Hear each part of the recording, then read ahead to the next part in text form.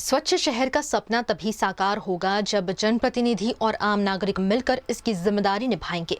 इसी सोच के साथ वडोदरा में भारतीय जनता पार्टी के कार्यकर्ताओं ने स्वच्छता का संदेश देते हुए सफाई अभियान चलाया। वडोदरा के वार्ड नंबर 10 में भारतीय जनता पार्टी के कार्यकर्ताओं ने स्वच्छता अभियान चलाकर स्वच्छ शहर का संदेश दिया। साईं बाबा मंदिर खोड़ियार डेयरी के पास आयोजित अभियान में जनप्रतिनिधियों और कार्यकर्ताओं ने हाथों में झाड़ू लेकर पूरे क्षेत्र की साफ सफाई की।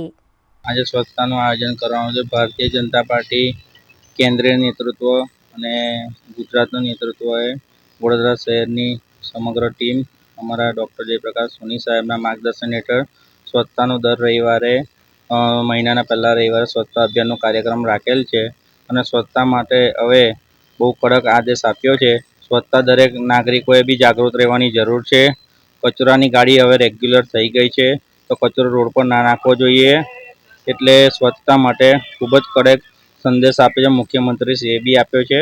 તો સ્વચ્છતા આપણે સૌએ રાખવી જોઈએ અને વડોદરાને સુંદર બનાવવું જોઈએ। કેટલા લોકો જોડાયા? અમારી જોડે 30 થી 35 લોકો જોડાયા। સંગઠનના કાઉન્સિલરો છે, મારા મમતાબેન છે, સંગઠનની ટીમ છે અને कार्यकर्ताओं બધા જોડાયા છે। इस अभियान में वार्ड की कॉर्पोरेटर ममता व्यास, ब्रिजेश कापड़िया सहित बड़ी संख्या में भाजपा कार्यकर्ता शामिल हुए। कार्यकर्ताओं ने आसपास के क्षेत्र से कचरा हटाया और लोगों से अपने मोहल्ले और सार्वजनिक स्थानों को स्वच्छ रखने अपील की।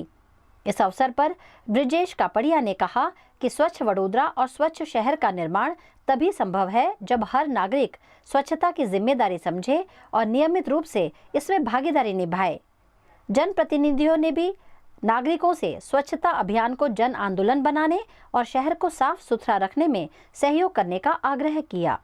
वडोदरा शहरना भारतीय जनता पार्टीना प्रमुख डॉक्टर जयप्रकाश सोनी साहेबना मार्गदर्शन हेठळ दर महीनाना पहला रविवारे सफाई अभियानનો कार्यक्रम करवानी सूचना आपी हती।